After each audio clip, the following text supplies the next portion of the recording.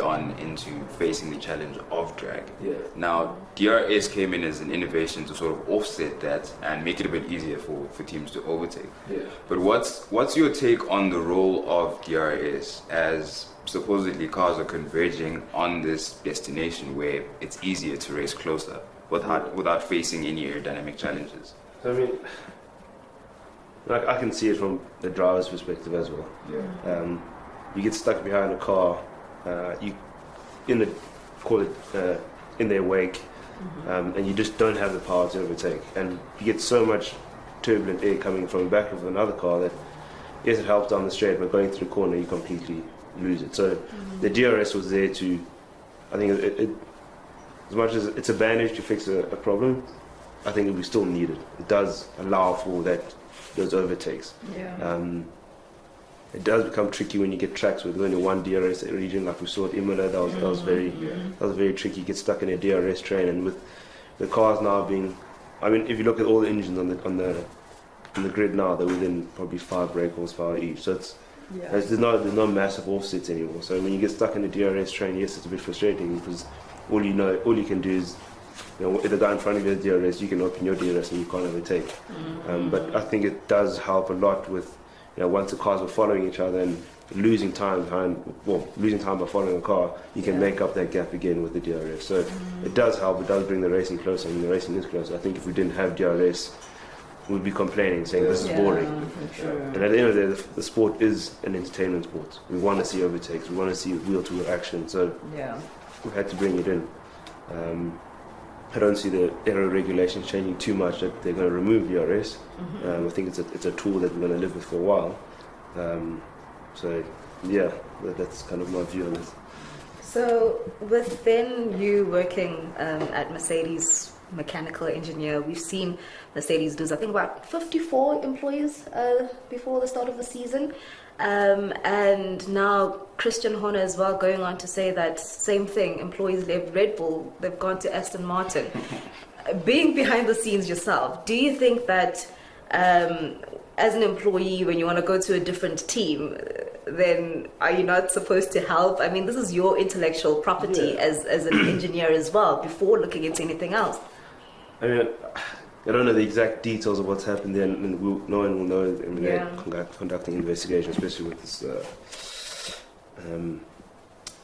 green Red Bull that they're talking about. There's a line that you can cross, which sometimes if you go there and download an IP and technical drawings and CAD, that's wrong. That's against the law. So that's wrong. If you go there and you've got an idea in your head, it's your idea, no one can do anything about it.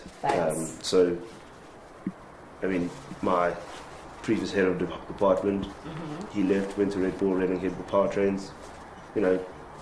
He was the head of department at Mercedes for years now. He's designed the engine, it's his brainchild. You can't go there and tell him, no, don't design this because we have design. That's not how it works. That's his brainchild, that's his prerogative.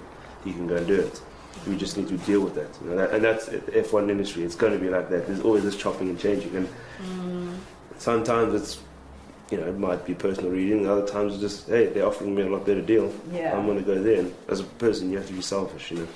That's my career. I'm going to be paid more for the job I do.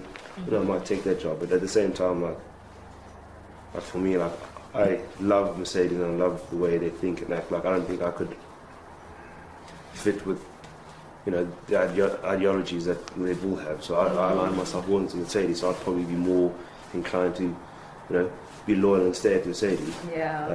You might do a bit of haggling back and forth to, bump yourself up, but it's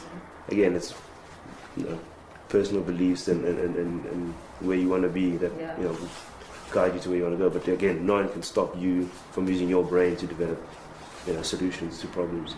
So when you join the team, right, do you guys have, I don't know, like a conversation to say in your contract, so, all right, Shau, sure, expectations, right, but then now perhaps exit plan. When you leave, do they say that you're not allowed to do A, B, C, D? Yeah. Do you have those clauses? So you'll have a clause in your contract that says, you can't go and work for a competitor for 6 months after you've left the company, for in my case. But it'll change, with seniority.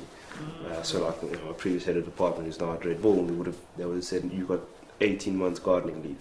Sure. So you're still paid by the company, but you paid to sit at home and not share the IP. So within a year and a half, we kind of quite confident that the engine would have changed significantly enough that whatever he tells him, whatever he starts designing is different to what we currently have.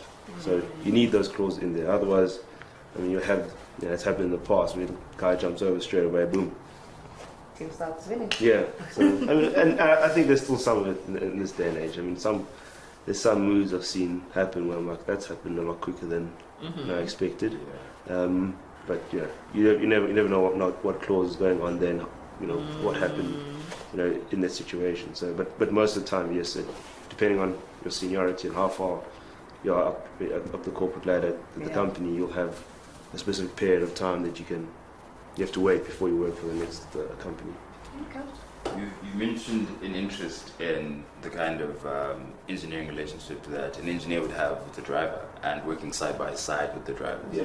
So how does your current role sort of dovetail into that? Is there a similarity in what you're doing now as compared to that particular role, or is it Yeah, so at the moment I'm a design engineer, mechanical engineer, so I design the parts. The role we're talking about is a race engineer. So a race engineer is literally the driver's right-hand man, and he relays the driver's information, feel, and concerns to the rest of the team. Yeah. In low series, it's like the race engineer deals directly with the mechanics. So like in GT3 or Formula 2, Formula 3, you'll have the race engineer and go direct to him. These are changes you make, mechanic do these changes that. F1, because it's big initially, you have the race engineer, and under the race engineer, it's a whole bunch of other engineers. You have performance engineer, power unit engineer, aerodynamicist, tire specialist. So he manages a whole bunch of people. So he'll be like, okay, we've got an aero engineer. This is what we have. To complain like this, I think if we do this change, it will be better performance. And then the aero engineer will analyze this and come up with a solution. Yeah. Be it from the simulation we've done before the weekend, you'll be like, okay, I've got the solution for this, let's try this. And F1 has to be informed decision. I mean, we have limited time on track, especially now we've got an hour between free practice 1 and 2. You can't do these massive changes, so we need to come prepared with, a wide range of, say, setup possibilities or options for any problem.